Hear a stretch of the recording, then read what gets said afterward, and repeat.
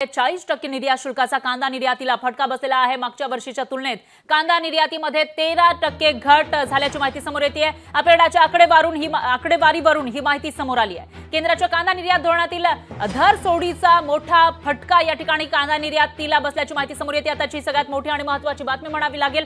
कांदा निर्यात मध्यंतरीच्या काळामध्ये बंद होती आणि त्याचबरोबर जरी ती कांदा निर्यात म्हणजे इतर देशांमध्ये एक्सपोर्ट सुरू केला असला तरी देखील त्याच्यावर एक्सपोर्ट ड्यूटी लावलेली आहे।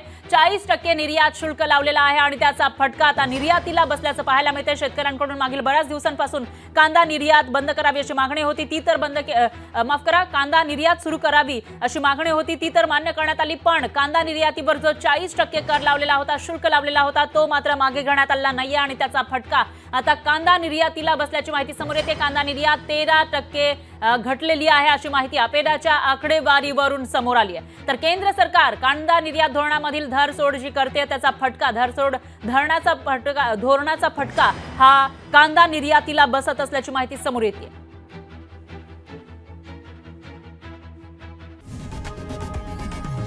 लोकशाही मराठी ऐका, पहा, जागरूक रहा।